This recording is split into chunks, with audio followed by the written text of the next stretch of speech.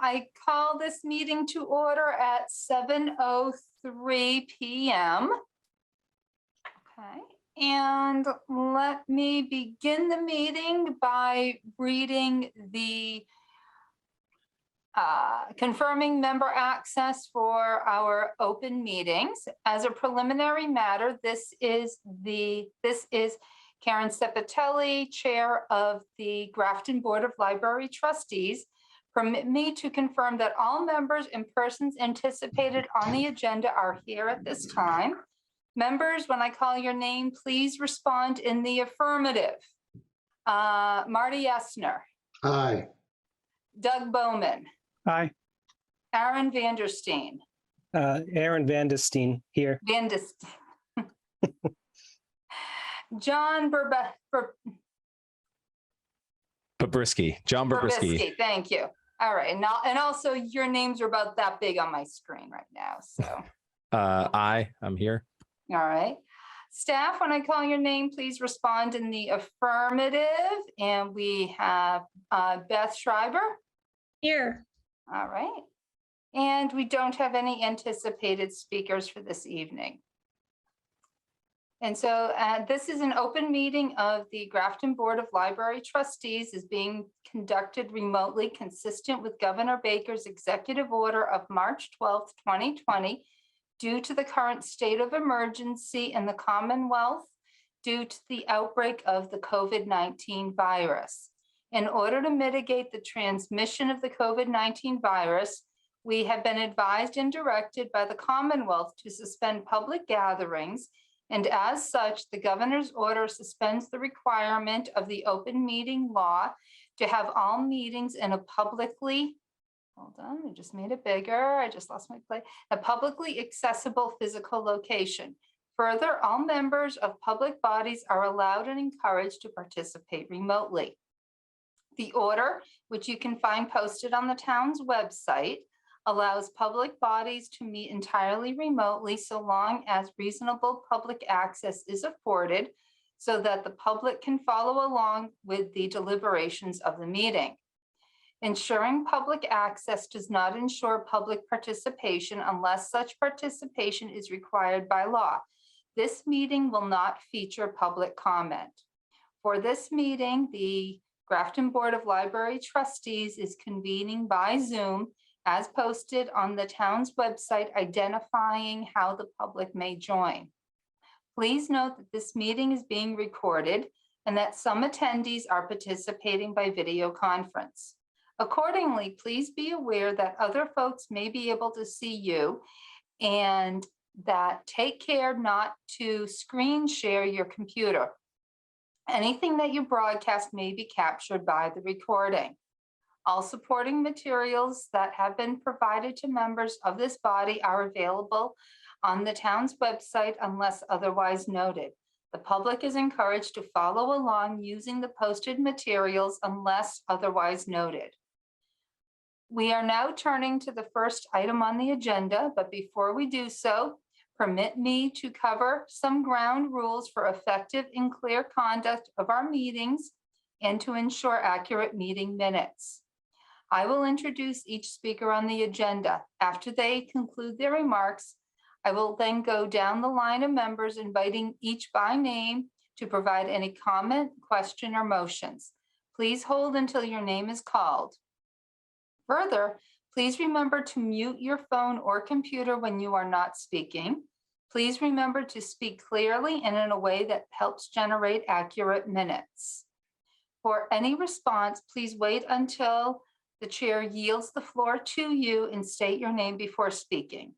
If members wish to engage in colloquy with other members, please do so through the chair, taking care to identify yourself.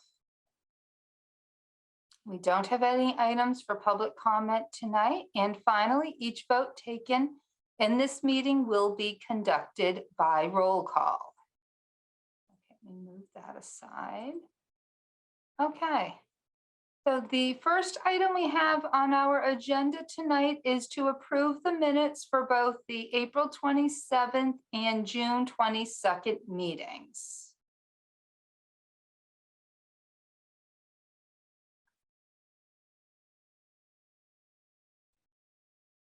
Does anyone have a motion? This is Aaron. I'll make a motion to approve the April 27, 2020 meeting minutes. Okay, do we have a second? Second. Beat you to it, Martin. All right, Doug did the second. All right, do we have any discussion?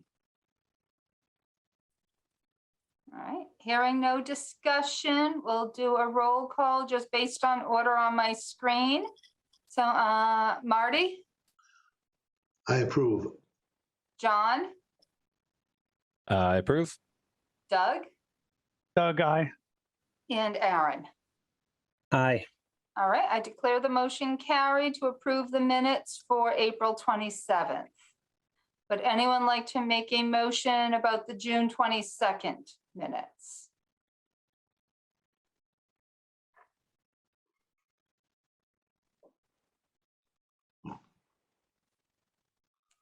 Let's see, we have a lot of people muted here, so. Let Marty do this one. Go ahead, Marty. I move we approve the minutes for the meeting of June 22, Okay, 2022. all right, second. Doug, second. All right, any discussion? Yeah, just one. Can we confirm the date of the last meeting? Was it 22nd or the 26th? Because I'm not sure that I have my calendar open, but I did see an attachment that I think said 26. It was the 22nd. June was a weird month in that the first of Right. June was on a Wednesday, so it does seem earlier than usual. Thank you. I found the file. Okay, no Great. problem. All right, any further discussion? All right, hearing none, I'll do a roll call here. Marty, Aye. John, Aye. Doug, Aye. Aaron? Aye. All right, I declare the motion carried, and at this point, I'd like to recognize. So just a point of order. Yeah. So Karen, I think you're also an approving member as well. So you also need to approve the minutes. Oh, all right, I need to Yeah. call myself. Okay, Yeah. thank you. Mhm. All right, luckily, we've had enough for a quorum here, so, all right, Yep. thank you for that reminder. All right. Right, and Dana Wilson has just signed on, so. Yeah, sorry. Have the meeting minutes reflect that also. All right, and right now we're up to item number 3, approving the bills for warrants 53 for fiscal year 22 and fiscal year 23 warrants 3 and 4. Someone make a motion.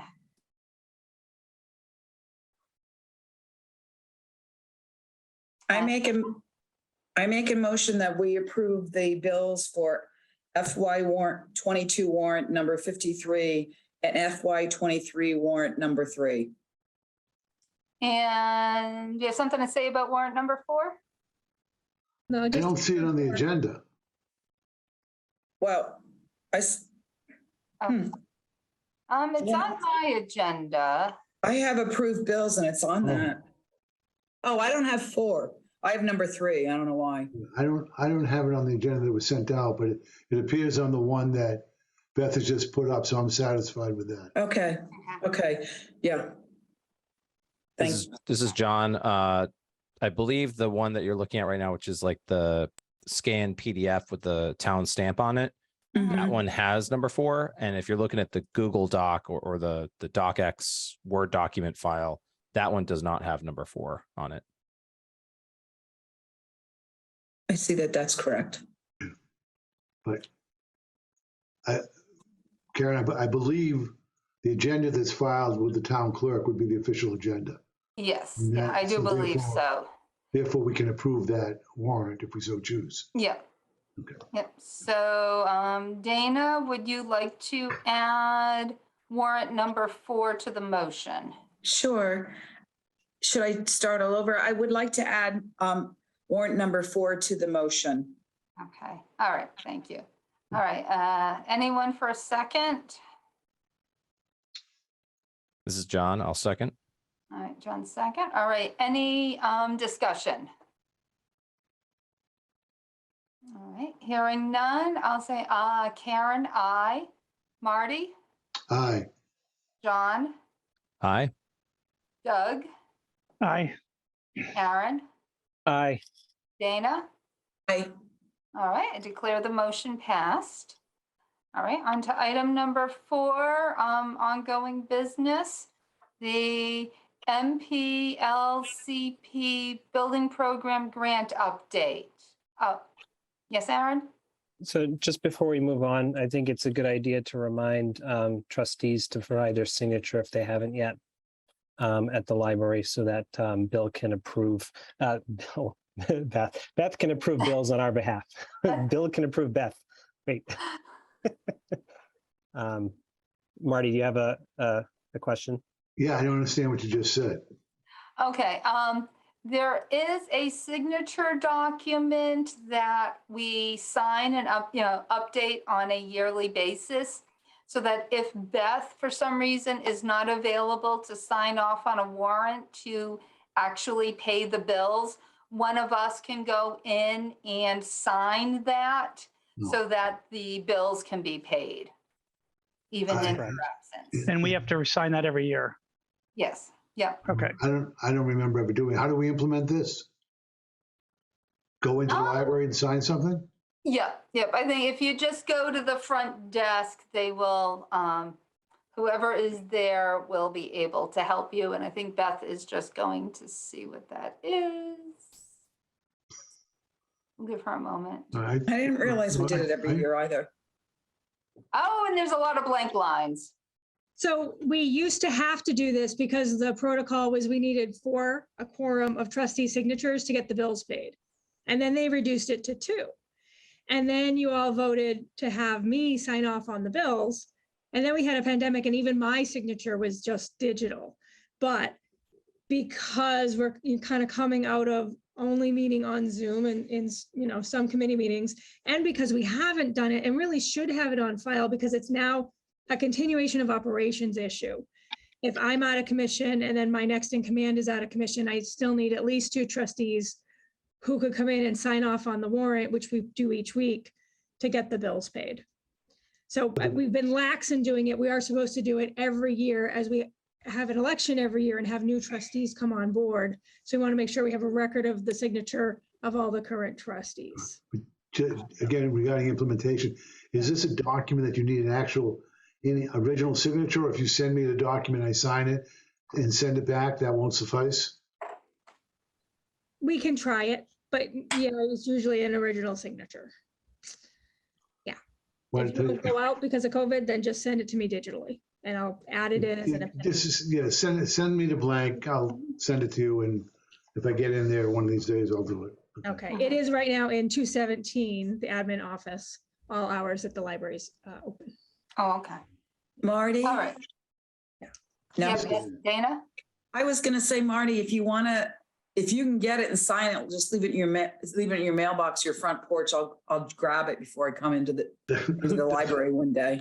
Thank you. It doesn't work where I live. Okay. Leave the building. Like you should all come in and sign it. It lives. Okay. And then it goes to the clerk or the accountant. Okay. Okay. Yeah. Thanks for the. All right, Beth, thanks for clearing that up. So it's not at the front desk, it's at room 217. Yeah, just right by our key cabinet across from Debbie's desk. Okay.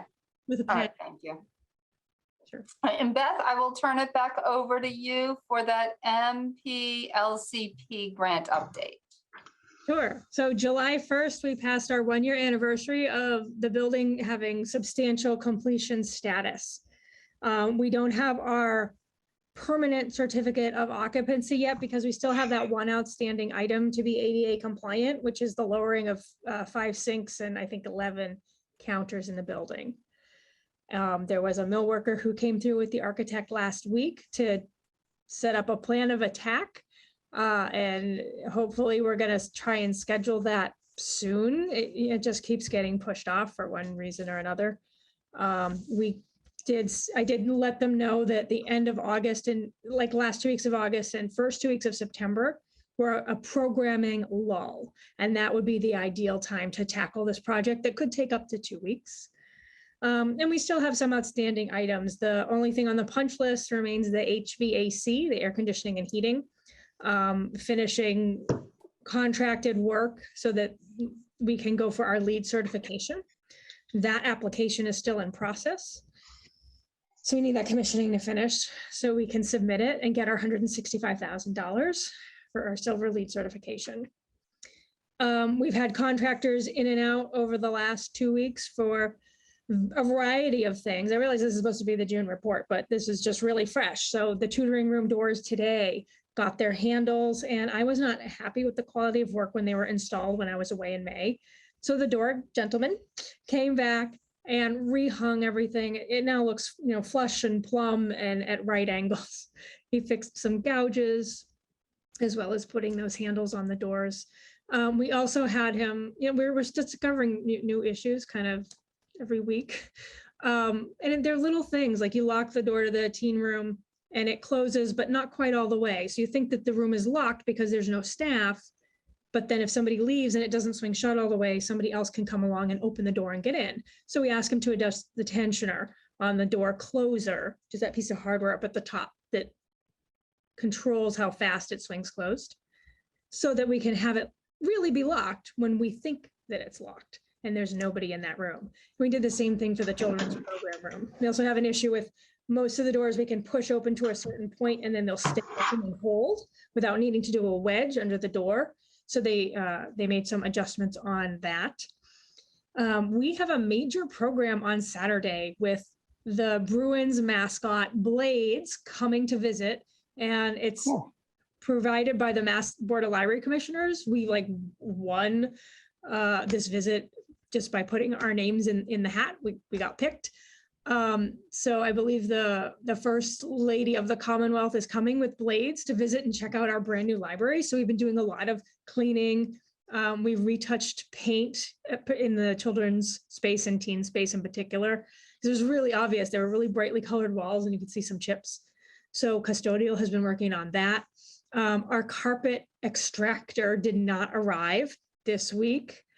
So we paid Stanley Steamer to come. And if you have been on Facebook this afternoon, you'll see that we have pictures of the teen gaming room. There's like 2 gum spots and the rest of it looks like it's pristine, brand new carpet. They did a fabulous job.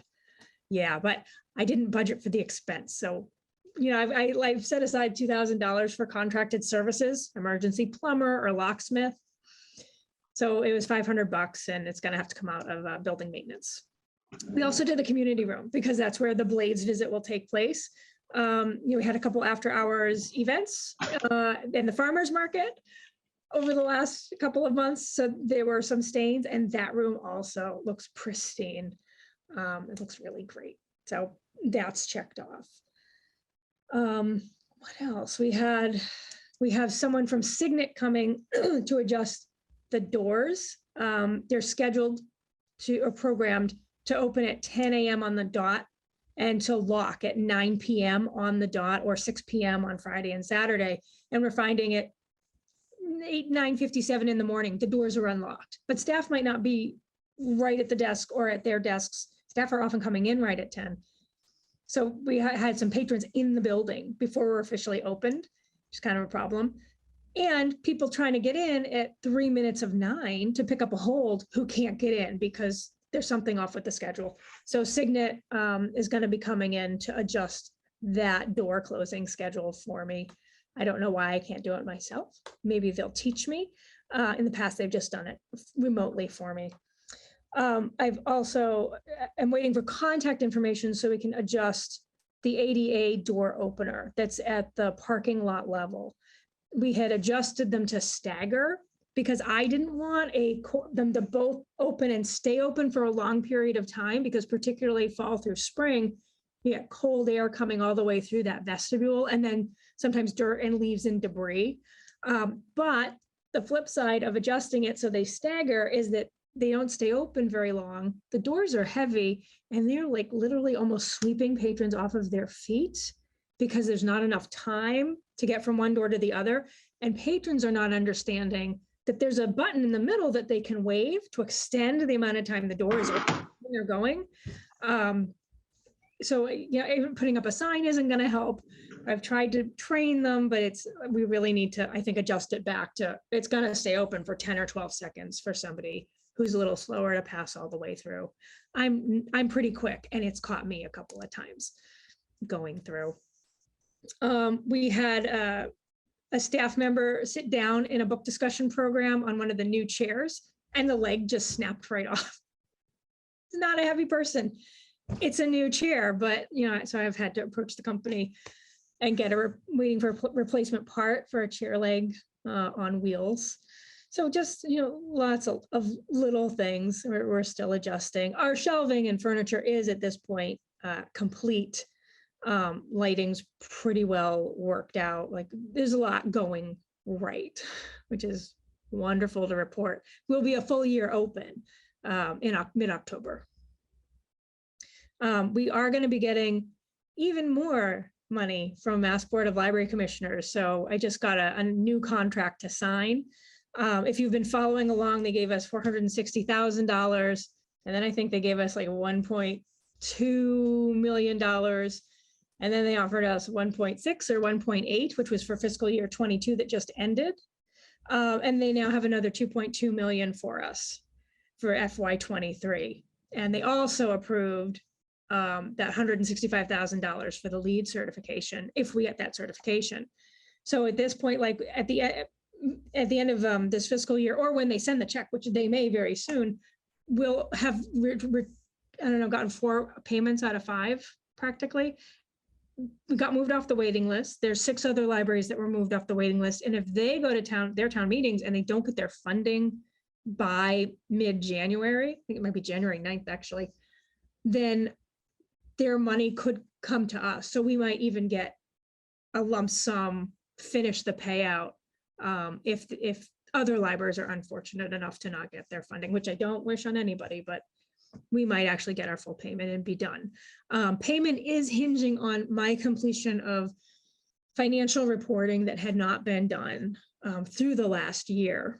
So I have a lot of invoices to go through. The accounting wasn't really done the right way to divide each invoice into eligible and ineligible costs per the grant requirements, and then splitting each invoice based on an account with potential grant monies in it. So I and my assistant have some work to do before we can get that money. But I had a very good conversation with Mass Board about how to proceed, and I asked about the final report, and she said that's not due until we're ready to send you the last check. So just focus on getting that piece done and you'll be in good shape. That's it. That sounds wonderful, Beth. Thank you. All right. Anyone have any questions or comments for Beth about the grant update? All right. All right. Oh, Dana? We can't. Yeah, just a quick comment. This is sort of like a dumb question. The lead money that we get, would that go right to the town to make to make the to take care of the building? Yeah, so better than that. It doesn't like go into the town general fund. It goes to a library account, and we Great. have. So that's terrific. That's a good thing. Thank you. I thought so. I just wanted to know. Thank you. Yeah, we still have a lot of unfinished items. We budgeted well. The construction request for proposal, remember, came in at like 13.8 million out of our 16.6 million project, and we had contingency and this extra money, and it all really got sucked up by that soil remediation. So that's why we're kind of stuck with, we haven't bought the office shelving yet because there's like technically no money, even though it was in the building program and in the estimate. Signage that says library parking only. So it's that kind of stuff, the FF&E items. So we're hoping that we can focus on that. There was a outstanding roof screen project. We'd like to cap that glass railing for the staircase. So we have quotes for a lot of these things, and there's a very long spreadsheet with links to products and to, in some cases, even the plans for how to proceed to get this extra thing done. Okay. All right. Thank you for that. Okay. Next on the agenda, we do have 2 budget updates, the last fiscal year 22, and then right after that will be the current fiscal year 23. Sure. The FY22 one update is that we didn't go over budget. Good. Yeah. But that's kind of the extent of what I know.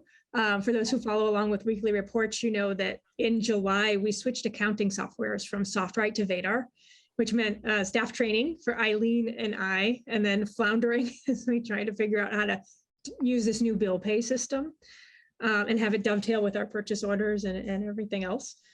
So I don't have final reports for FY22 or even for June because accounting it was straight out with the end of the year and getting Vadar implemented. So I know we're not over budget, which is great news. And then we have started spending for FY23. The first warrant I think is always like group insurance or something. And then the second one is earmarked for something else. So that's why we started with warrants 3 and 4 presented to the board. So this week will be 5, but Eileen's on vacation and I right now only have 2 invoices and may skip it. Usually we have to get our final FY22 warrant in August.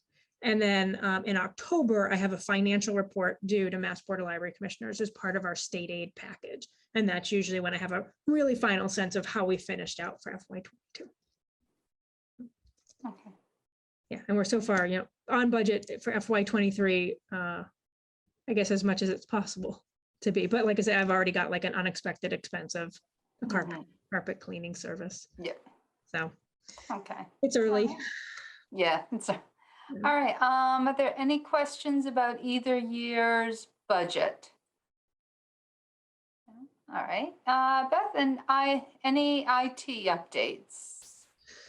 I can tell you that I signed the paperwork to order deep freeze because it turns out that I had sent a funding request, but I took it off the agenda for this meeting because I budgeted for it in the fiscal budget. So I went ahead and ordered it. I'm just waiting for a username and password so that our IT company can log in and download and install software on patron laptops that will circulate within the building.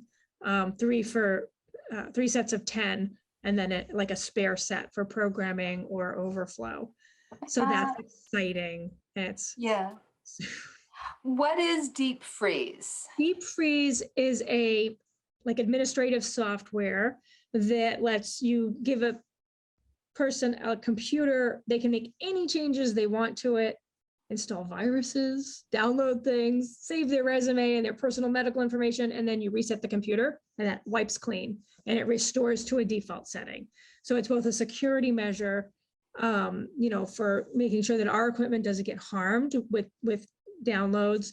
It's kind of a legal thing, like anything that they do that's not legal, like streaming movies, say, that technically, like we tell them they can't do it, but they might find a workaround and do it, like that gets wiped.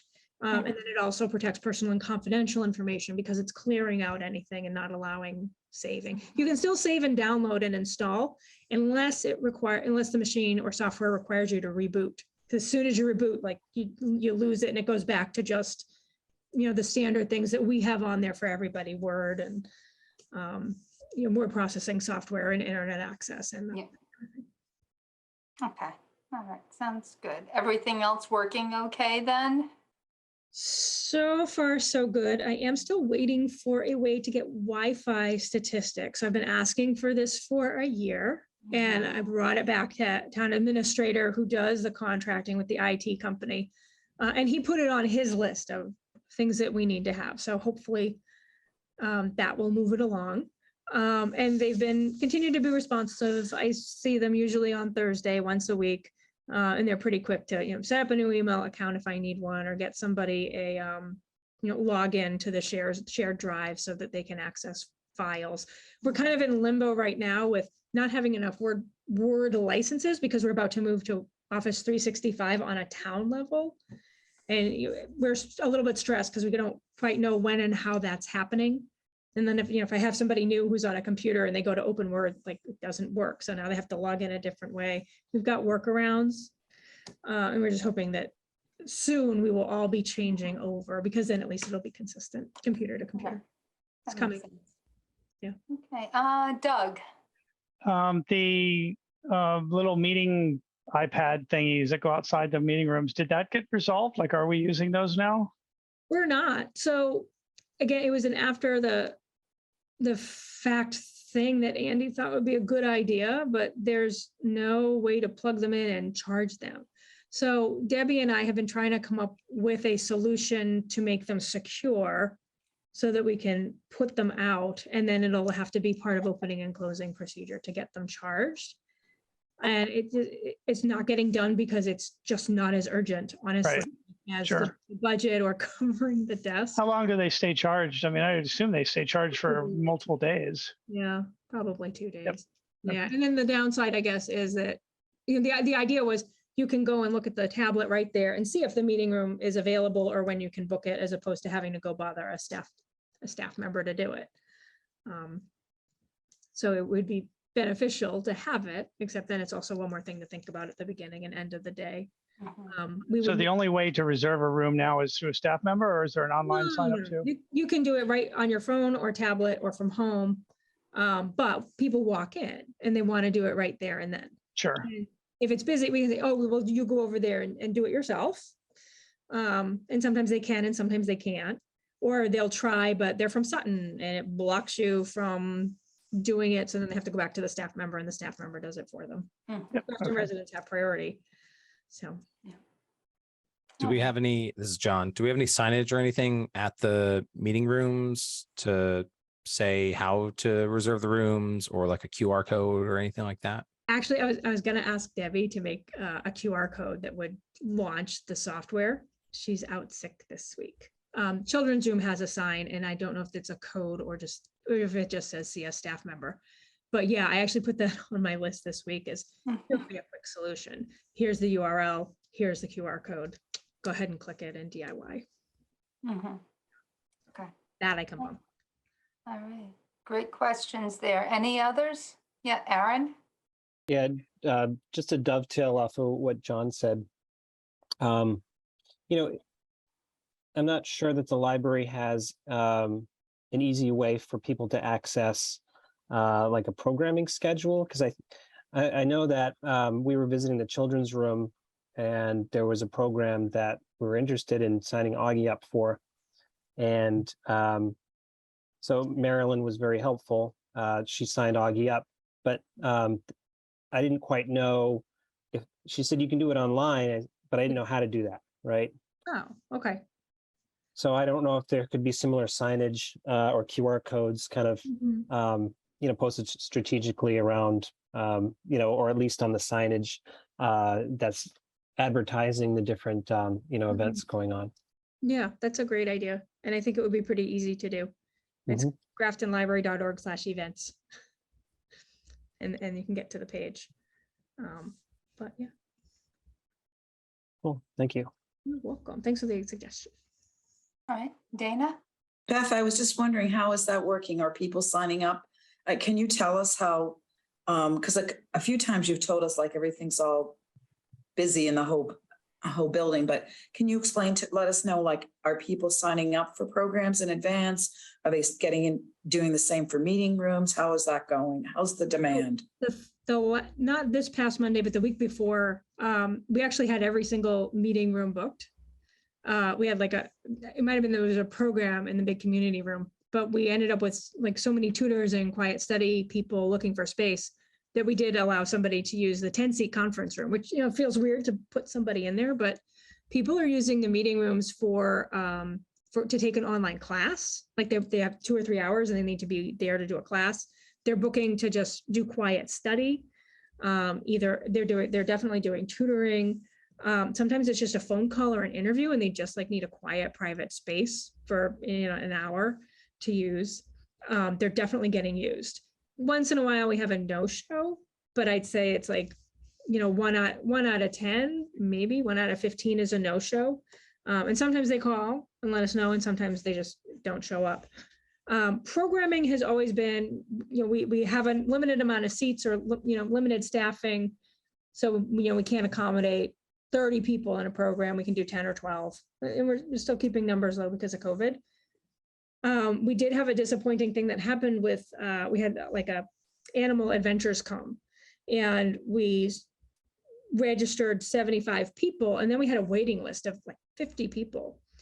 We put out 100 chairs in the auditorium, community room, and I think they only had about 50 people because folks did not show up, and they did not call or email to say that they weren't coming and change that reservation. And we were pretty clear at like that, you know, it was going to be popular and there would be a wait list, and please let us know if you can't come. So that was like a lot of people to not show up for a program. I registered, I think 45 for a lecture on food and nutrition, and we had 26 come, and that was like a night program. We had Helen Blazes come, and she had 80 people in the room. So it's still really unpredictable, and this is not new. People sign up and then they don't show up, and people show up and they want to get in, and it generally balances out so that we can accommodate. But like the animal adventures thing, we really couldn't. We couldn't tell people show up and there might be a spot because we were just limited with the number of seats. So Toto, the tornado kitten, is coming back on Friday, and I think that program is full or nearing full. And then the Blades visit, we thought that would be hugely popular because Bruins and hockey, and like there's only 22 people signed up. So that's a little disappointing. We kind of just never know. We did cancel a teen program, I think this week. Allison was going to run a program on terrible national parks. Because there's like people who go and they write these terrible reviews of like Yosemite and the Grand Canyon. It's very funny. There's a book about it. Anyway, she got 2 people signed up, and we can run a program for 2 people, but then they called and said they weren't coming. So that had to be canceled. And then we're also running into COVID is running rampant again, and staff are out sick.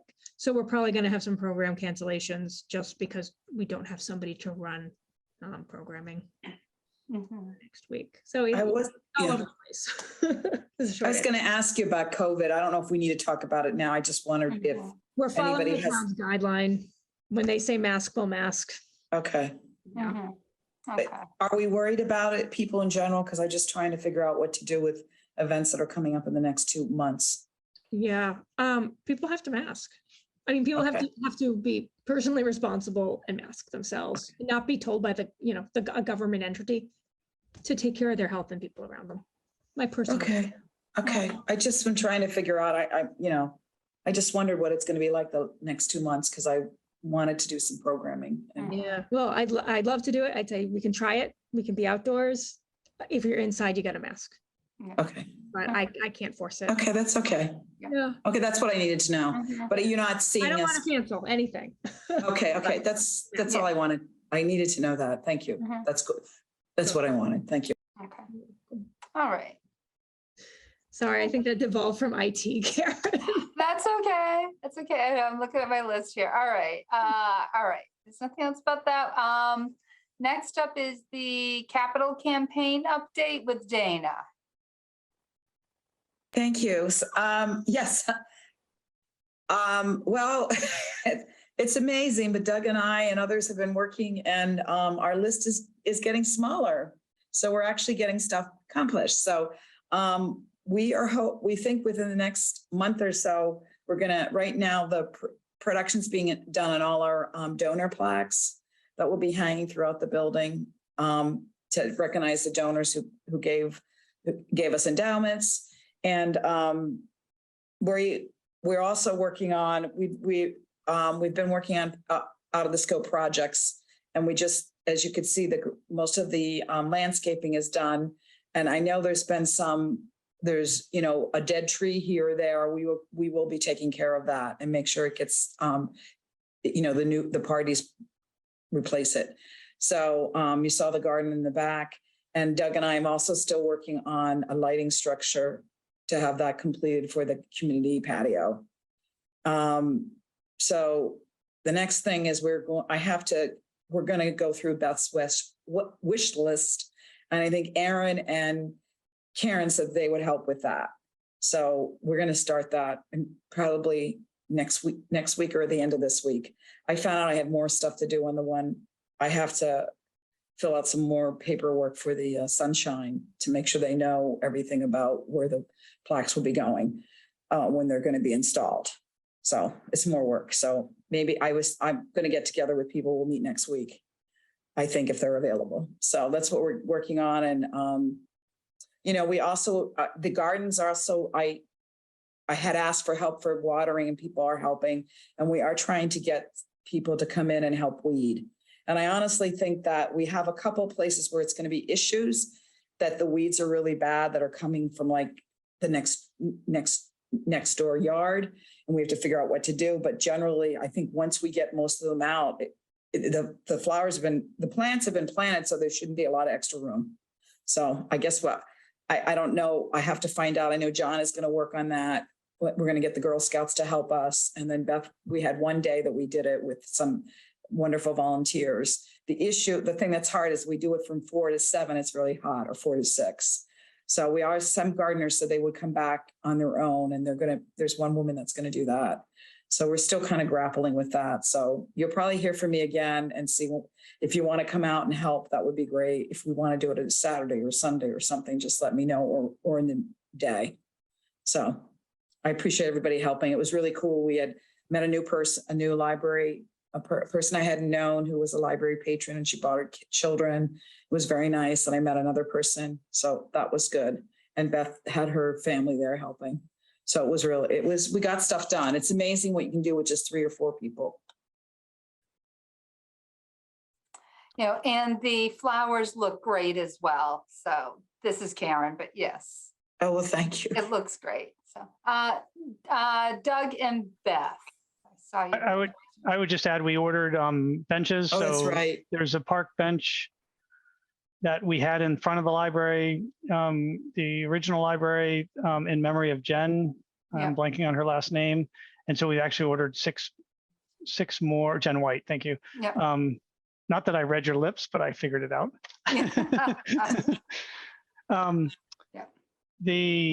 So yeah, ordered 6 more. I think they're going to be a ways, but I think they said 6 to 8 weeks for delivery. Yep. Okay. And Doug, thanks for the tips. Some of that paint needs to be touched up. I was just waiting till it was no longer 90 degrees outside to actually get that done. So Great to fix up the original one. That's great. Yep. Are you going to do that? Because we could do it. Okay. If you're going to do that, that would be good. Yeah. And it's green. It's green. Yeah. Okay. The dark. All right. That's good. If, let us know how that goes. Because the other thing too, is when those come, I don't think they're going to be fully, are they going to be, they're going to be in flat boxes. They won't be made. It's actually unclear. The shipping is quite expensive. So I think it's going to become, I think they're going to come assembled. Okay, if they're not assembled, I want to get some help for Doug. So I will get back to you because he's going to he's taking that on, but we need to help him. Yeah. And then we'll make sure that the other Jen White chair matches, and it will be going back in about the same area. So we don't have any issues with that. So we're looking forward to getting those benches. And Beth? I think you wanted to add something. Yeah, I hate to volunteer custodial because they're not my people today. No. But it's possible they might be able to put together library furniture. So Okay, but we know how busy they are. Yeah. And then I don't know if anyone noticed. So when I was out weeding for the weeding party 2 weeks ago, Peter came by, my friend Peter, and said, "What are you doing?" I said, "We're weeding." He's like, "Don't bother. Do you have something new to go in those raised beds?" And I said, "Well, not yet." He said, "Just leave it." So Parks and Cemeteries weed whacked it. And at least it looks clean at the moment. So okay. Yeah, everything looks a lot better once they did all that. That's great. We're going to be taking care of that. So we have a solution to that. We're going to pull the weeds out and put some black lining on it just for this season, because we want to have raised beds. That was the plan. So we're going to be I did forget another thing on our list, the raised bed. So we will be working on that, but I appreciate that. We made a decision not to throw anything in there. The librarians were pretty busy getting used to the new space. So we said, let's wait until next year. We'll see. I mean, I don't know if there's any possibility for fall stuff, but I think it's probably going to we'll probably get that done by the end of the year, because we'll have to order stuff and we have to figure out if we have to build them or what. So I forget, that is another area, the community beds, and we want them to be efficient and effective and useful. So thanks, Beth. Thanks for the reminder. I looked at the dead tree out front. It does have new growth at the base, but it's not clear to me if like it will recover, if it should be trimmed. Oh, I don't know. is that, you know, the one I'm talking about? Yeah, Okay. yeah. So I'm waiting on the construction company getting to the landscaper to get back to me. We could just put the evergreen tree that's been offered by the town that's on the common. We could put that in its place or even near it if we want to take it. They're going to get, I think, a bigger tree to be the town Christmas tree. So there's like a 4-foot pine of some kind that needs to come off of the common that we could take. Oh, okay. Well, I think I like that. I think the tree is there for a reason. I think it fits in with the rest of the flow. I think if they can replace it, that would be good. I don't know where would be the best place for that other tree, because that tree is going to grow big. I know, because I had one from Pell Farms and it's now like 20 feet high, if not higher. And it was that size. Yeah, it could just go on the corner in the front. Yeah. And then we don't, okay, yeah, we should think about that. Yeah. And Yeah, it sounds like it needs to go somewhere that it has room to grow. yeah, and I would say the gardens are really they're doing much better. I noticed with time. So I think that we'll see that. I mean, the front gardens too, because those were cleaned up and they look a lot better. But you know, we'll see. We might add a few plants here and there. We don't know. We have to see how they all grow and what doesn't thrive. All right. The blueberries are all out. So come by and have a handful of blueberries. Oh, great.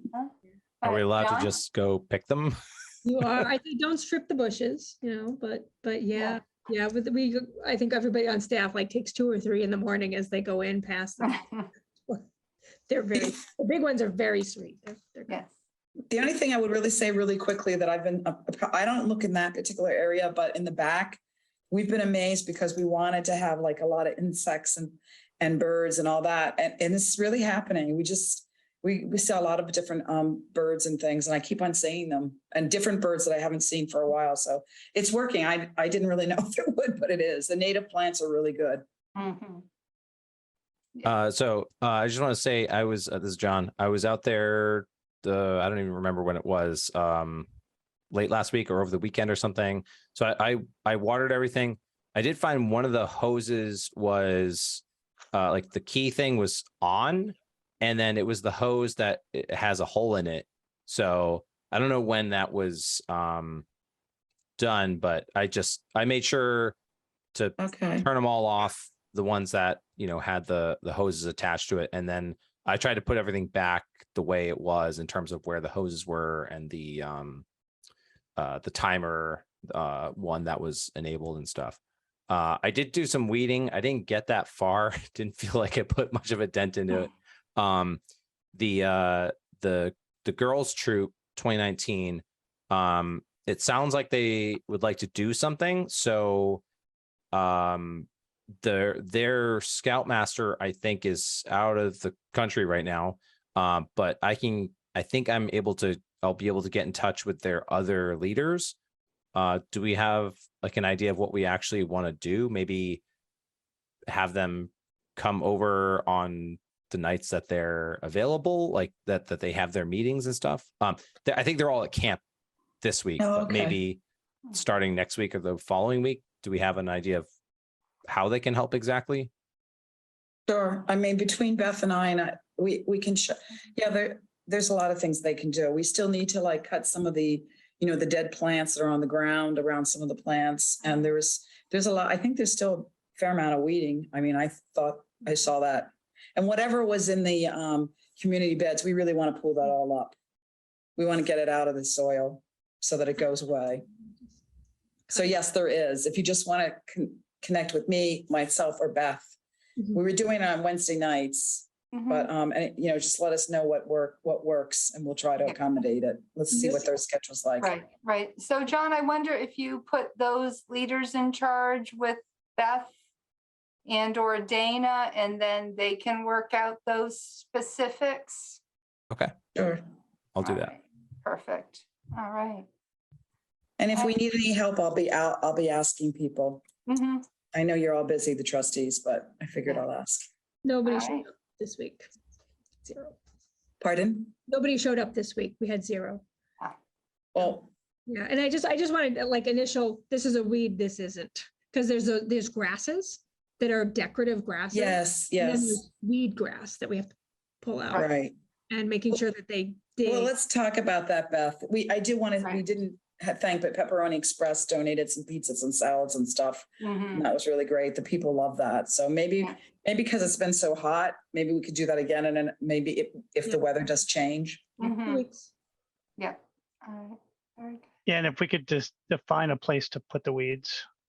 Yeah, I that's the don't other know. problem. But not unless, well, I was bringing black trash bags and dumping it, but I could just take it home. We don't have a compost place. If we're going to do compost, we really have to have a place for it. All And right. I didn't see anybody picked up I don't know who will pick up our debris, because that's what it is. It's not trash. Yeah, I brought a bag per your suggestion. I brought a bag and then carried it home with Mhm. me. Yeah, that's probably what I'll do. All right. I think that's the easiest thing right now, Doug. And there are some areas that we can talk about later, but there's an area there's some weeds that we don't want you to touch. There's Japanese knotweed, and we have to figure out what you're really supposed to do with that. It's on the bank. Mhm. I'll take a picture and show it to people, but we don't really want to, I've been told not to cut it because it might encourage it to grow more. So we have to figure that whole thing out. But other than that, any weed you see, please get rid of it. And some of that would be great. Mhm. Okay. All right. All right. Thank you for that update there. Next on our list is Friends membership and update with Stephanie. And I know she's not here tonight, and I'm not sure if the Friends have even met in the past month. Oh, they did. Yeah. All right. Beth, would you like to update us? I was not able to attend their Tuesday night meeting. But Okay. they said the new secretary has been great, like over the last couple months, and like right after the meeting, you get notes. Ah, So they do have a children's book sale coming up Saturday, August 27th from 10 to 4. Only children's books, and they're promoting it as a back to school, finish your summer reading. And if you're a teacher and you need classroom books, they're going to give some kind of a discount if you're a teacher. So that's coming up. For fundraising, they approved 2 different tote bag designs. So they're going to sell branded tote bags, a small one for $12 and a larger one for $25. I don't know when they'll be available, and I don't remember the descriptions, but like that's coming. We're out of bags, so that's really great. They are investigating bringing back mobile mini golf. I'm not clear if they will charge admission or sell sponsors for the 18 holes or both. But we're looking at tentatively Sunday, October 2nd. If that doesn't work out, I suggested the 16th might be an option, but reminded them that Small Stones Festival starts up the next week, and we've got some commitments there. And then September is lots of high holidays in the Jewish world, so that wouldn't be great. And then they're also started looking at a date. This is great. They've started planning really far out for their fall book sale, tentatively scheduled for November 5th, but that could also change. And I think that's Saturday. I reminded them that the more notice I have, the longer I can book out that meeting room for them to set up, or even to do like a big push for bring your donations. We can dump them all in that room and then sort through them and set up. So that's great. I also addressed an issue. I came in one day and there was an unexpected piece of furniture with media on it in the Friends corner. So we really should have some kind of memorandum of understanding. We've talked about this before and it just hasn't happened between trustees and Friends and library for who's responsible for what are the rules, what are the designations, what can you do, what can't you do.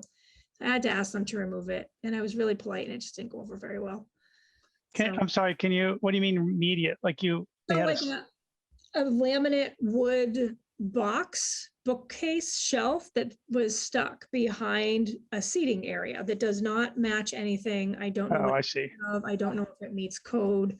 It's an ADA issue. It's a building code issue. It's a brand new area. We don't want it cluttered. they Yeah, I just wasn't sure if it was yeah. what And you're referring to. Okay. It's a cabinet with shelving that swings open and holds DVDs and CDs, and it's just sitting on the floor, and it's not really accessible, and it's not attractive. Okay. So Right.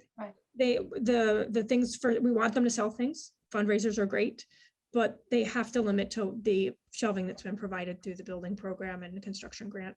Mhm. So All right. Yep. So is that something for the policy committee to take up? Or do you think it's just settled at this point? it's not settled. Okay. All right. It seems like a default, if you want to put something, you should talk to the library director. Yeah. Well, my only thought is they have that room. Could it be in the room, in their little storage room to Yeah. hold the stuff? But I don't, You its have a purpose was to hold all the DVDs, I guess. Yeah. Okay. Yeah. Yeah. All right. So maybe, I figure it don't out. know if the policy committee has a list of things to address, if that can be added onto that list. At Doug's request, I updated that list so I could add it. Okay. And Oh, I'll yeah. share the link. And I You also did share it. I did great. And I Yep. Okay. so, Great. sure. Thanks. All right. Well, it sounds like they have a lot going on. Is there anything else that they have, Beth? Not that I Not remember. that there needs to be, so. I can forward them out. And I don't know when their next meeting is. Usually they meet on the second or third Tuesday, and then they Yeah. are sticking to Zoom only. Okay. Yeah. All right. Okay, thanks. Next on the list is walkabout, and I know I did not get to that at all. I don't know if you did, Doug? No. All right. All right, we can skip that over. And next is COVID-19 update, and I know we've I'm touched on sorry. that, but is there Okay. anything else, Beth, to add? Just that everything I'm hearing about the newest variant is it's highly contagious. Mhm. Like, the symptoms are worse. They're more, lungy kind of symptoms instead of cold symptoms. And even with boosters and, people are getting sick. Mhm. So I read something from an ER doc that it's even, you cough into the air and people didn't mask, and you might have your mask on, but it's coming in through your eyes now. So just really, really contagious. Yeah. But we're following Mhm. town protocol. So we continue to have masks available. Staff can mask or not at their discretion. We have plexiglass barriers that we have in storage that we could pull out and put back up. I left it up to individual departments to determine that. Mhm. Wash your hands, isolate, mask. Yeah. And we're operating, not as if there isn't a pandemic. We're still taking lots of precautions. We're just really not enforcing anything. And I feel like without town backing, I don't have much of a leg to stand on, and we just don't want to have those fights with patrons. No. So, yeah, so we're keeping like I said, we're keeping programming numbers kind of small, or opting to use the big conference room instead of pushing everybody into the smaller program room, Mhm. masking in small areas. Mhm. Yeah. All right. Doug, did you have your hand raised? No. Okay. All right. All right. Beth, thanks for that update. Any other questions for Beth on that? No. Okay. So we had nothing under new business. We had nothing under policy review. Aaron? So I think this part of the meeting, whether we just call it policy review, I think it's probably a good idea just to give an update on the goings on of the policy committee. Yes. So- Now you had a meeting on Monday night, correct? Yep. Yep. Yeah. So the policy committee met on Monday. Monday, July 25th. Beth kicked off the meeting, reading that very long script, and we met remotely. The attendees were Beth Schreiber, John Babrisky, myself, and Debbie was there taking some minutes, correct? I think so. And one of the first things that we talked about was having a policy committee chair. So we held a vote, and since I'm the one speaking now, I was elected to be the policy chair. And so the role of the policy chair will be just to kind of report on the goings on of the subcommittee, and then bring any policies to the attention of the board, and so that we have time to review them for an upcoming vote. So I'll just give you kind of a brief rundown of what we discussed. So we took a look at the unaccompanied adult policy. Currently, we don't have any proposed changes. We felt that it's a strong policy. It had been reviewed by legal, and it really follows suit with policies that are being used at a lot of other libraries. So this policy is also on the Disability Commission's agenda to be looked at.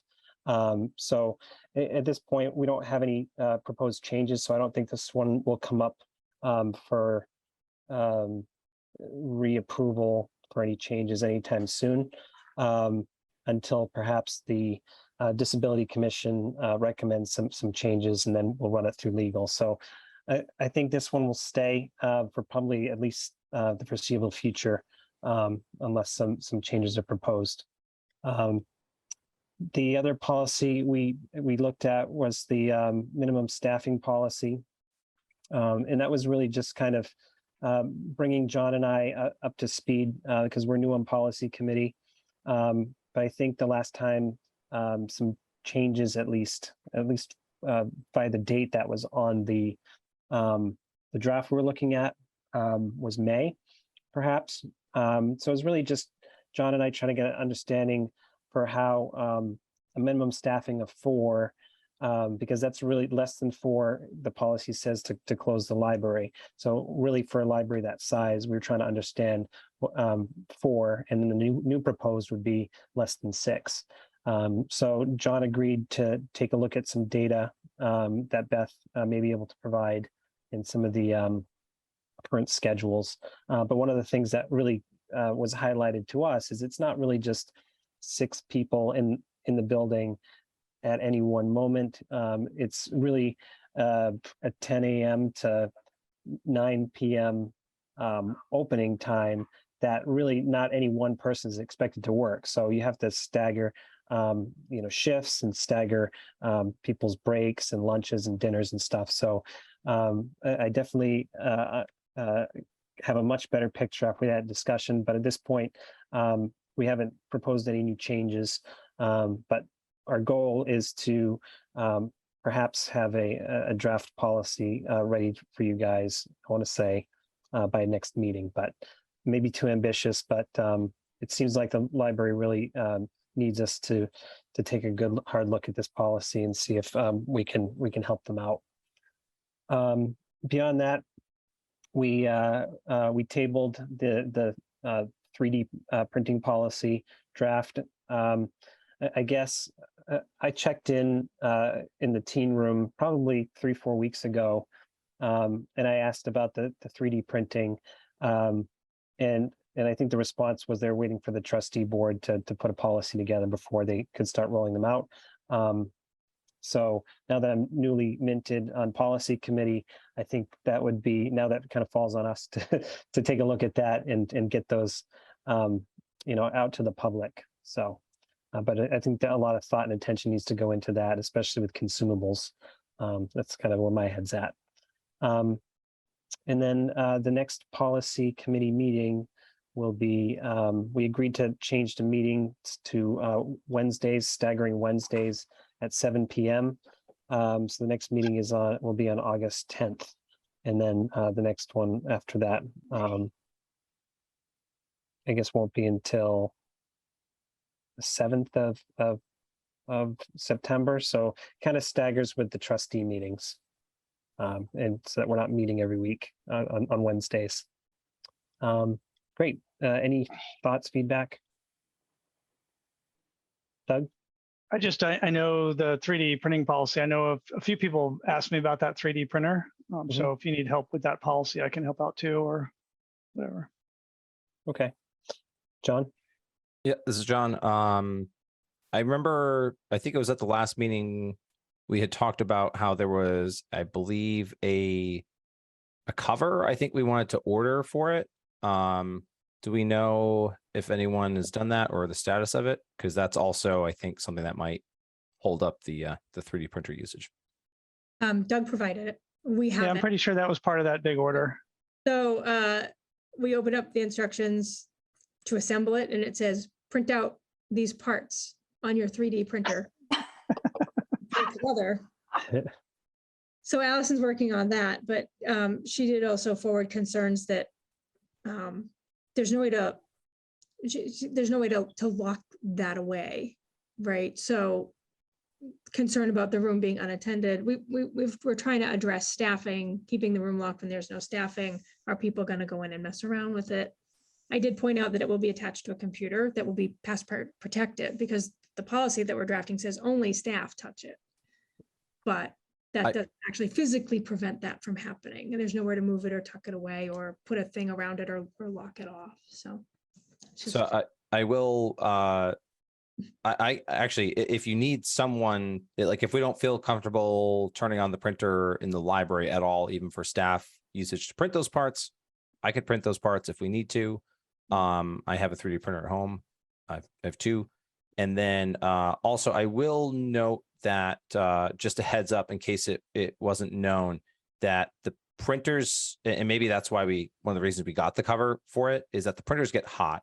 So it's also probably a kind of a safety concern in that sense to keep people from touching it because the print surface will get up to about can typically get to like 60 degrees Celsius if you are using that feature, if it has that feature, which is it's a pretty common thing to have a heated bed. It helps the parts adhere and helps reduce failures. And then kind of more importantly, well, that might be important because that's a large surface area that someone might want to reach in and touch, especially if there's something interesting looking on there. And then the kind of the bigger problem, that one, you might get burned a little bit, but you'll be okay. The nozzle though, it usually runs close to 200 Celsius. So that's something you definitely want to, have some signs up about warning about it, and keep people out of it. It does have moving parts as well. I wouldn't be too concerned about someone getting like stuck in the machine or something like that. I mean, it's probably possible, but just the nature of kind of how they're configured, that's probably not too much of a concern. It's not like a giant, industrial lathe or something like that you don't want to go anywhere near. So, yeah. And I can, if anyone does need more details about those specific things, I'm happy to help with that too. And I think there's 2 or 3 people who would be very happy to help. So I will send an email to say, please schedule time with John. Yeah. I mean, I can, yeah. So I can help kind of, yeah. I mean, I don't know what kind of actual like safety things we want to have in place, but I can at least voice what I would be concerned about. If I was maybe going to have my, 10-year-old who, if she wasn't familiar with 3D printers, just kind of running around in there and, the more curious kids or something, what they might be able to do more so to themselves than to the printer. But there could be little things that also they could throw off the prints and things like that. And now that's a 3, 4, 5 hour print job that's got to be restarted. So things like that. Okay. If we can start with, if you can come in and help us get the pieces print, because I think we should do it and know how to do it. Yeah. How about help us print the pieces so we can put the structure over it, which is again, like intended to prevent people from getting hurt. Then the next step is to get IT to connect the computer and so that when the policy is approved, we're ready to go. Yeah. I guess one more, hopefully quick question. Is there any software installed anywhere for the printer? Because we may need a computer with software on it in order to what they call slice up the model to be printed. Yeah, I don't know if something is provided on a disk or a download with the printer, or if it's just, try these couple of things and put them on the laptop. So, which again, like to some degree we can handle it, and we have a laptop that we can dedicate to it. But I think that it's not networkable. So we can't put the slicer on the 3 Macintoshes and then connect it to the 3D printer. We need an interim. They can design on the Mac, but then they have to go over to the PC laptop and to get the actual print job done. Does that sound right? Like, I've never done this before. I hope I sound like I know what I'm talking about. But I thought somebody did hook it up and confirm that everything works. So, I mean, there's something that's controlling the printer, no? Not that I'm aware of. Oh, No. This is So a long process of please do this, please do this, please do. I'm not sure of the specific model, but generally most 3D printers nowadays operate, they can by default operate independently. So basically you'll either plug in a USB drive or plug in SD card or something like that, or a micro one, and then you can select it in the menu and it will just go. Oh. But to get to that point where it has the files on it that the printer can read, you may need to have, well, you have to have another computer usually that can produce that file based on the 3D model. Yeah. I will say that most printers usually come with some sort of storage medium that goes with the printer that comes with a test print. So maybe they just turn that on and hit the test print and said it's good. That's entirely a possibility. But I can, yeah, if you want to set something up, I can explain all that to whoever cares or has to care. Thank you. That's all I have, Karen.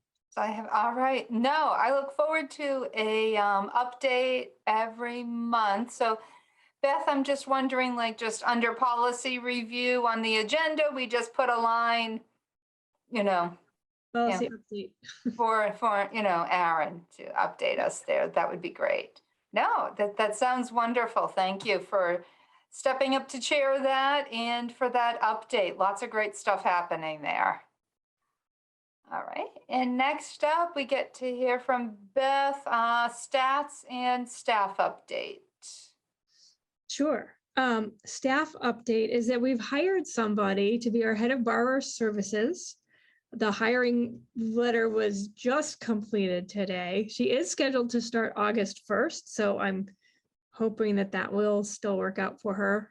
Kara Zinzolit is going to be our new head of borrower services. Her background is multi-type libraries, so she's worked in public and academic. Most recently at Northeastern, where she was an evening supervisor and managed work study students. So it was staff management and scheduling and training and orientation and some disciplinary stuff. You didn't show up for your shift, and so performance review things.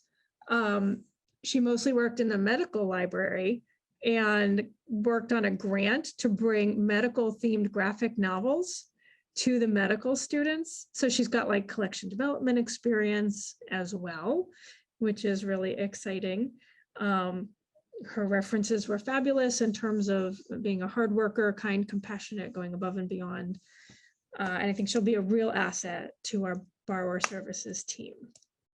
We also gave a promotion to Sandia Shenoy, who's been with us for almost 5 years, if not a little longer, because she took on some of Susan's duties when Susan left. So she was a library associate, and we promoted her to senior library associate because of the interim duties, some of which she will likely continue with, which came with a raise, which is really nice that town is able to support that for her.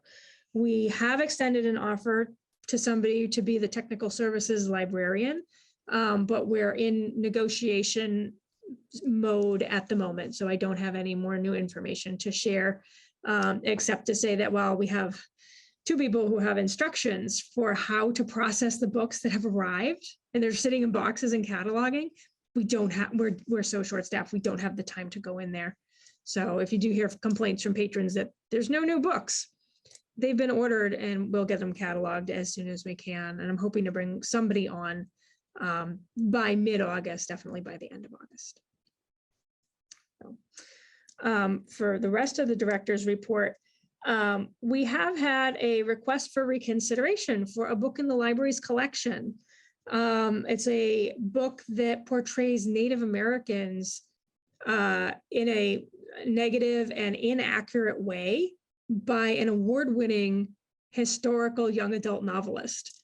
It's a book in the Dear America series.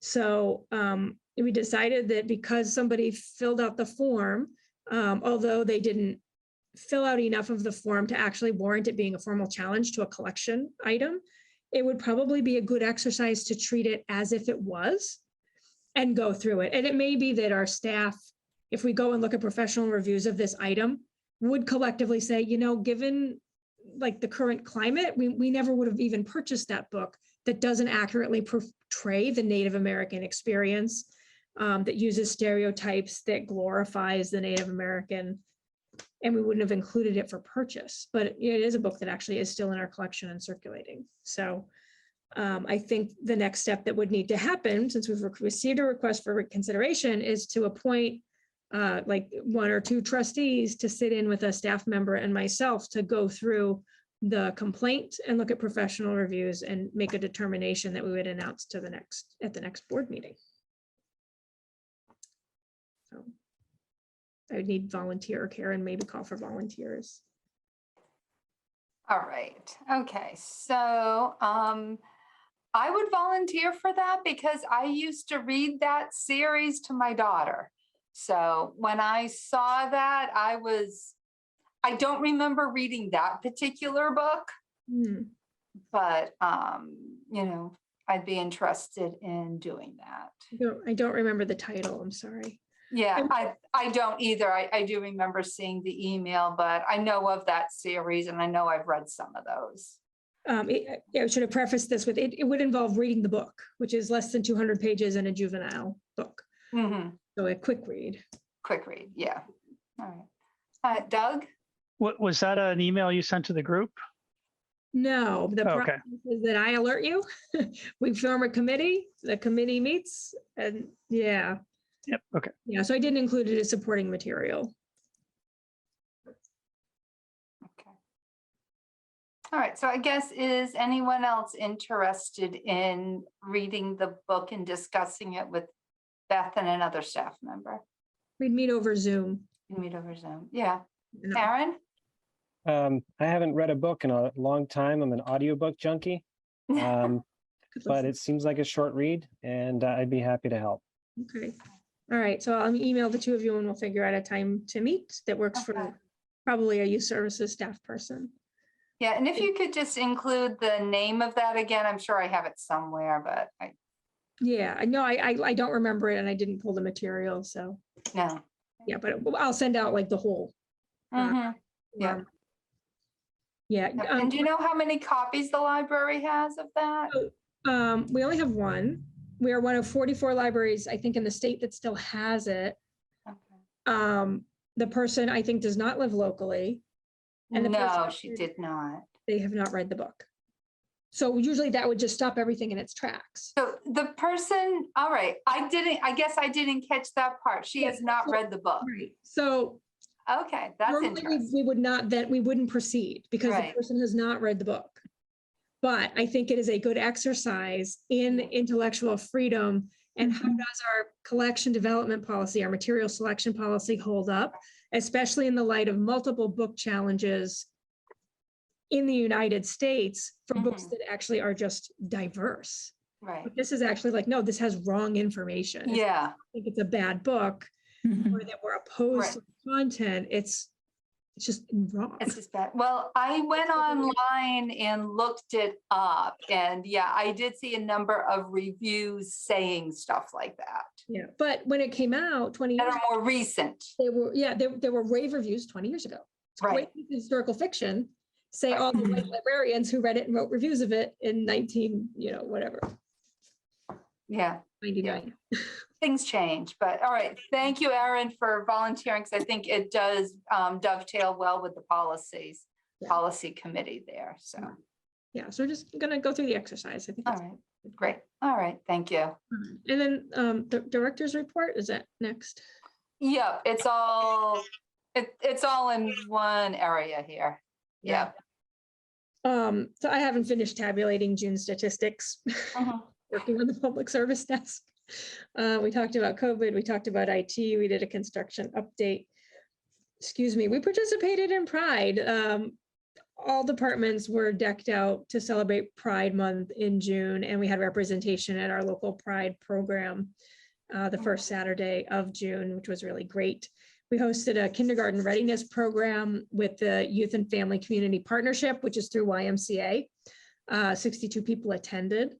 I talked about our Boston Bruins program that's coming up. For those of you who are reading or listening to books over the summer, you should be participating in our summer reading program, which is run through Beanstack. Go to graftonlibrary.org/SRP for summer reading program. You can get all of the information there. Our newest member of Teen Services started an anime discussion club and a manga book club. And they got the video gaming, the Nintendo Switch set up. We're now on the waiting list for a PS5. We're just going to purchase it through Amazon. It had been intended to be funded through construction as FF&E, but like there's just no money left. We don't want to wait anymore. So I said I would give up some money from the educational, materials budget to go ahead and make that purchase.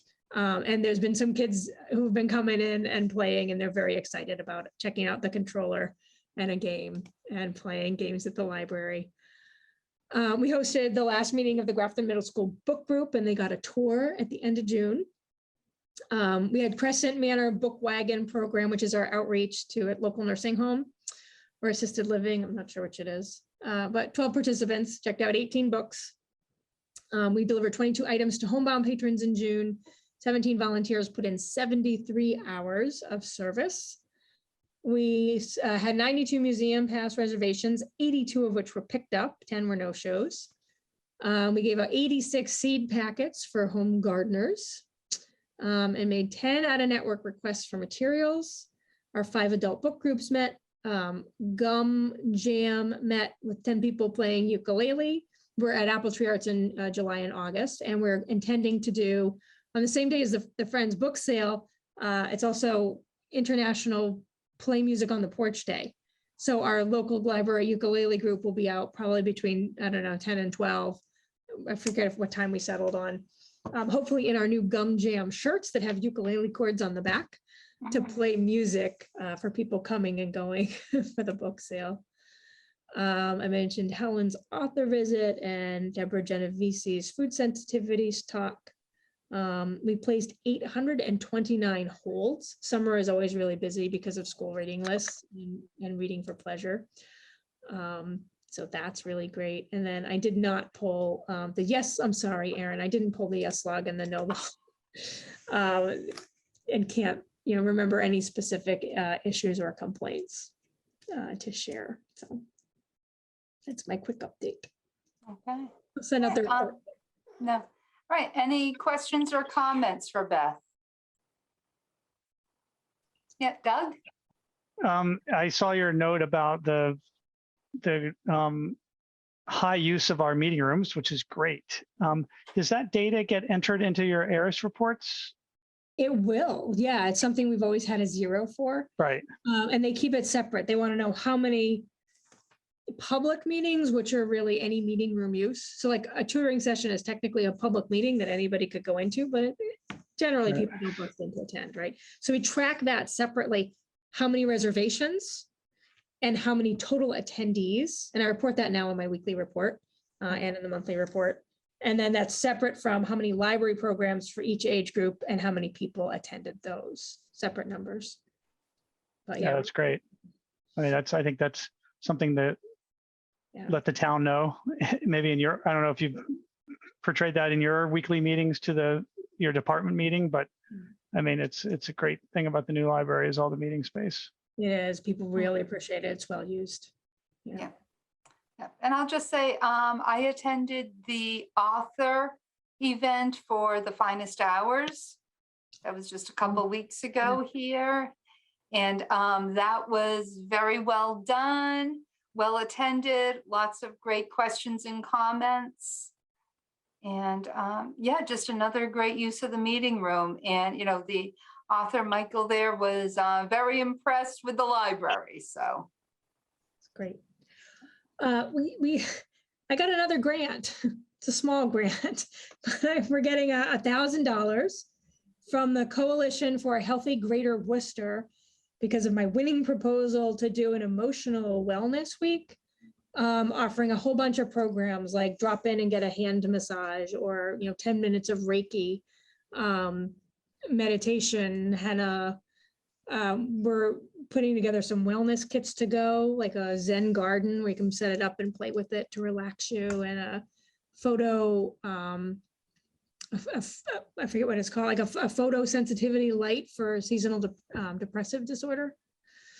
So those will probably launch. This is all for October, which is Mental Health Awareness Month. We are probably going to have a queer speaker come and talk about queer history.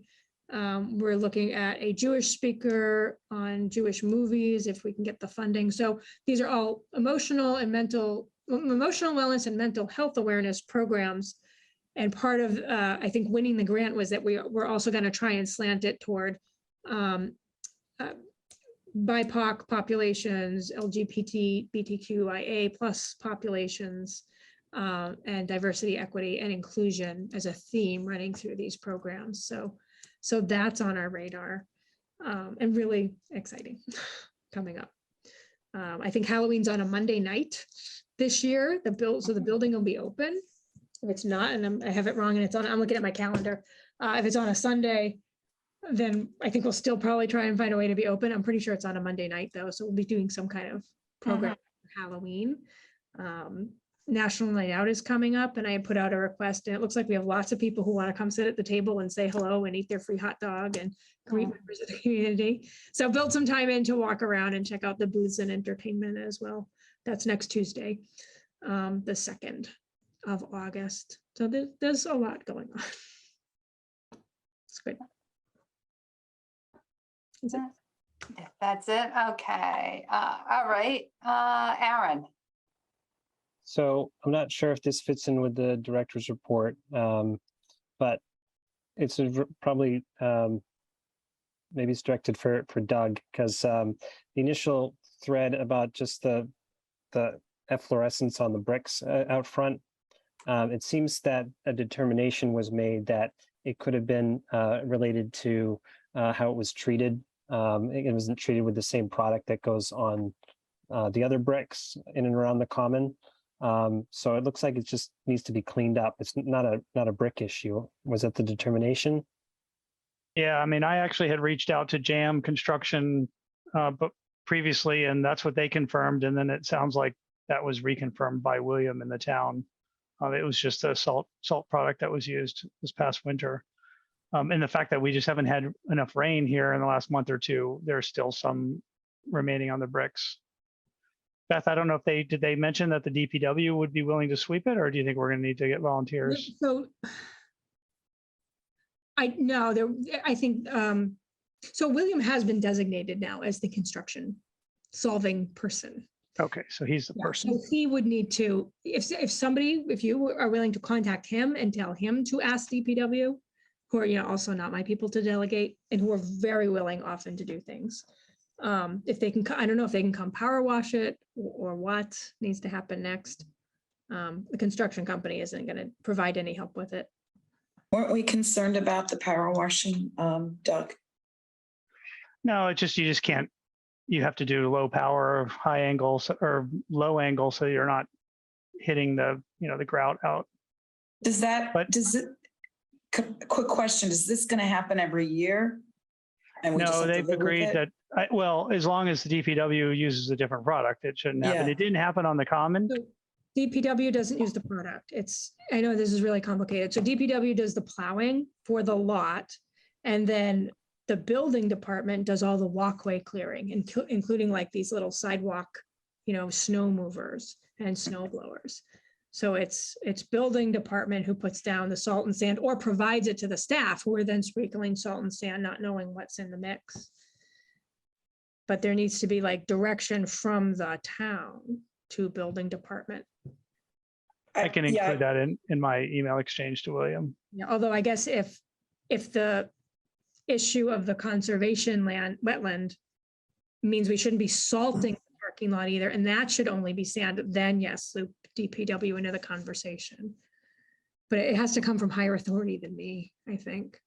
I can't tell. Well, I guess what I'm not clear on, the walkways in the common, were they treated with the same material? I thought not, because I think we're worried about, aren't we more worried about people falling and stuff? Okay. I just want to, oh, you can't hear me? No, I don't know. Yeah. I have no Okay. idea what happens at the common because that's not at all. Well, who can help us with this then? Because I'm In that- afraid, In I that just don't want him to email, get ruined. you know? sorry, in that email, William said the commons treated with sand only, Yeah. and they They- use calcium chloride to do the walkways. So I think it's just a matter of like Beth said, directing them to use the right product. So I know it's definitely, yeah. I'll email William. Okay. I think they should just use sand because I know it's salt, because I tasted it to figure it out. It's salt. I did. Well, what are we gonna do? Calcium, it's not sodium chloride, it's calcium chloride. Oh, calcium, okay. It's still a salt, but It's great. Well, it looks terrible and people were thinking, it looks like we sprayed it, it's white, it's horrible, it's not nice. We I want didn't that realize, brick to Beth, last I for had 100 responded years. to that email that you had sent, but I didn't realize William was not on that. So I will essentially send that onward to William. Okay. Mhm. Yeah. And so there's just like a disconnect because this came up before the snow fell last winter. And I have in my notes that the town was told not to use salt, but I didn't know to double check, and the message just kind of stopped and didn't get passed on. Mhm. Okay. Aaron? So I think that's great. It sounds like a resolution. My personal opinion is maybe that just from looking at it, maybe there was a specific brick issue and people are trying to pass the buck, because really just the pattern, it doesn't really kind of match with just salting, the entire walkway. It seems to just be kind of smeared in a certain spot. But I'm happy that it's getting some attention, and it looks like if it's cleaned up, it shouldn't persist, which is great. The feedback that I've gotten from members of the community are, and certainly people who've worked in the construction industry, they say, well, generally once a building is built, you have up to a year to really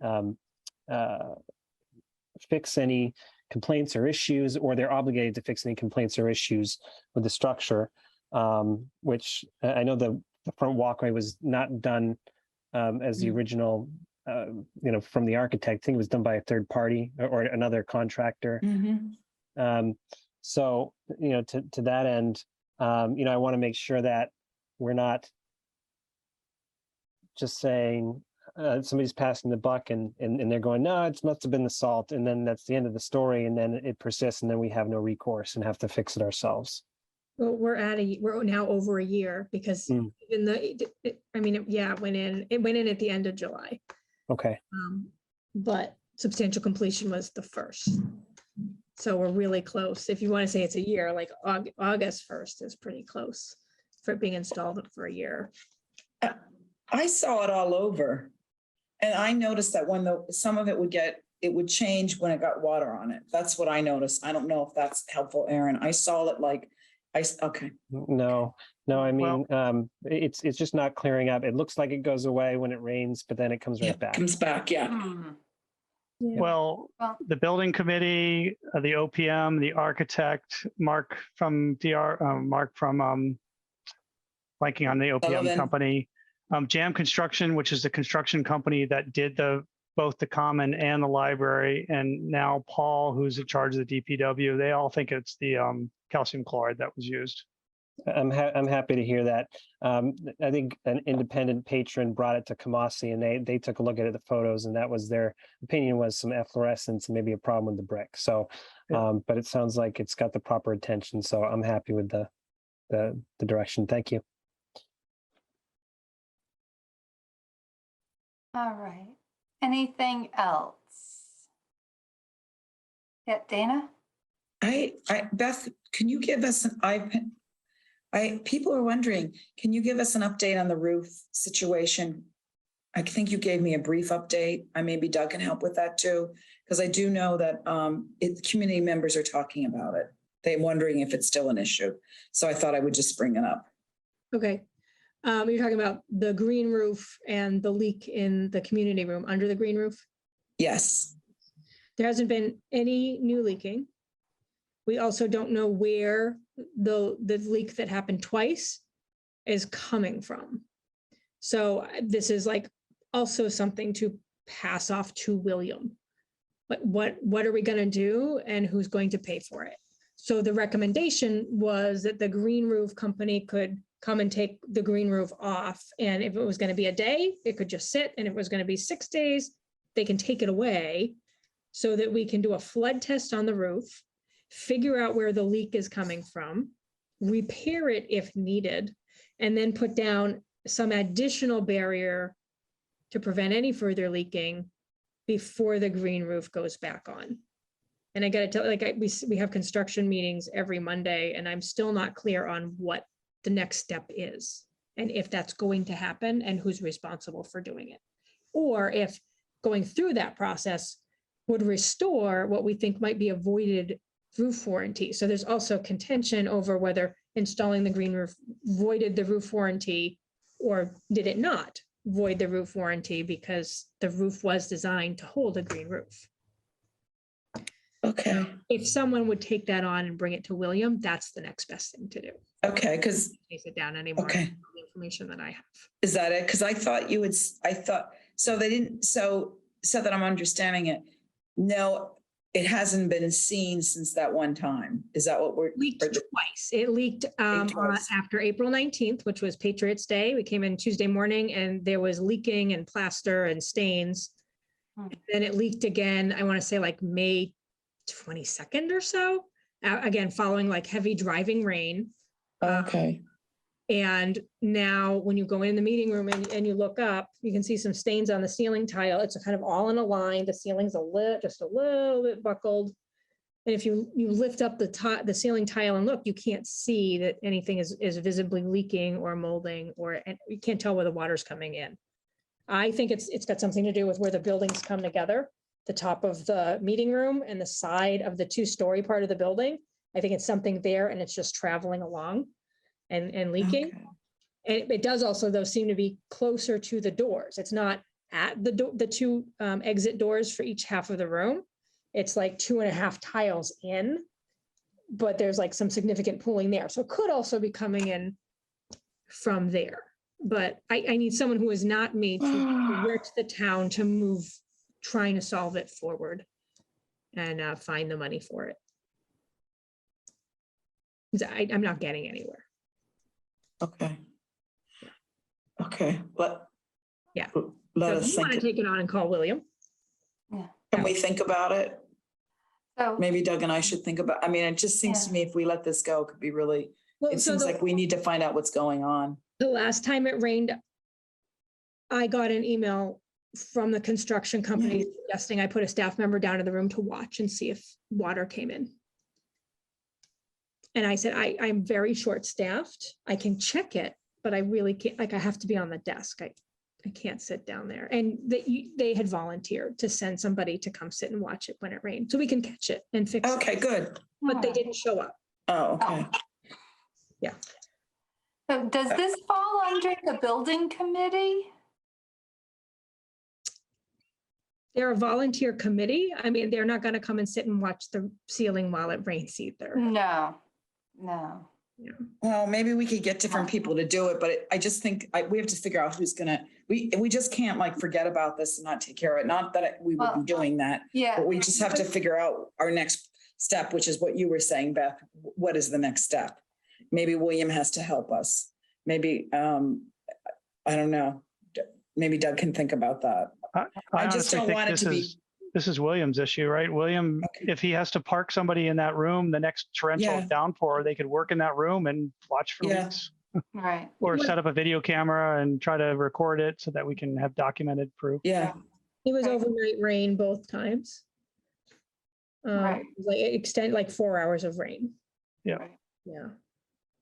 I'm sorry, and that's when it did not leak. It leaked, no, it leaked, the Okay. 2 times it leaked, it was rain in like between midnight and 4 a.m. Okay. Yeah.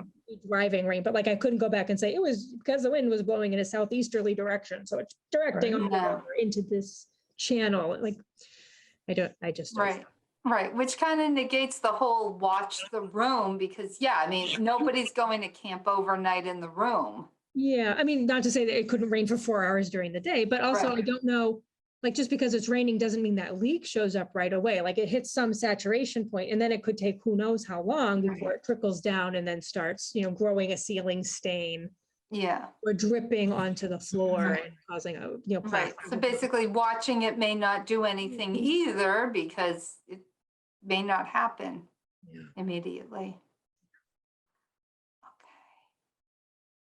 I love my new building. Have I not said that yet in this meeting? Yeah. It's a great building. It really is. It's got issues. It's not uncommon Well, to have I it. think, those of us who unique. have, who have built homes with new construction, the same thing happens. Yeah. It just Right. so happens the library is bigger than, the average home, so, and a bit more complicated, so. Okay. Yeah, Mass Board said, talk to Salisbury Public Library about their new roof that leaked. Oh, no. I didn't want to touch that with a 10-foot pole, but No. it's, so I don't want anybody who's, listening in or watching the meeting to think like that we don't have good stewardship or that, we got a shoddy product, things happen. But at this point, like we're not moving forward on trying to repair it so that it doesn't happen again. So I need some help from somebody Yeah, to move it along. right. And it sounds like we're not even sure what to repair. Yeah, Yeah. not yet. All right. Well, if anything becomes obvious, anything, let us know. All right. So we're gonna tell William to work on it and see what happens.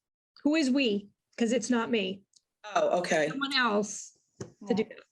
Oh, okay. I'll talk to Doug. We'll figure it out. It should be the building committee. I think it should be, yeah. So I can send an email to the building committee and have Mary, Mhm, who's the current chair, do something. mhm. I think that sounds great, Yeah. Doug. Thank you. Yeah, it sounds like the right place. All right. Okay, anything else? All right, let's see, our next meeting is going to be Wednesday, August 28th at 7 PM on Zoom So and, that's not the right date. okay, all right. I did not check the calendar. I'm just going by what's on this. It's either the 24th or Oh. the 31st. Oh, it's got to Oh, be that's the right. 24th. All right, so I swear this wasn't a test, but I do send out a draft agenda so people can double check me and find my mistakes before they go to public meeting. Yeah. Sorry. That's okay. And by the way, Halloween is on Monday, which is cool. Yes.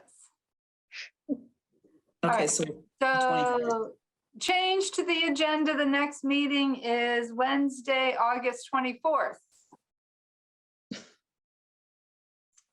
On Zoom. All right. And actually, it's over there on my calendar. All right. All right, so we have that. So if there's nothing else, just looking for someone to make a motion. Aaron, I'd like to make a motion to adjourn. second. I second the motion to adjourn. Okay, that was Dana. And any discussion? No, all right, Karen. Oh, wait. Fantastic job, Karen, running the meeting. Oh. That's my discussion. Well, with discussion closed, with appreciation, Aaron. Karen, aye. Aaron, Aye. John, Aye. Doug, Aye. Dana, Aye. and Marty. Aye. All right, meeting closed.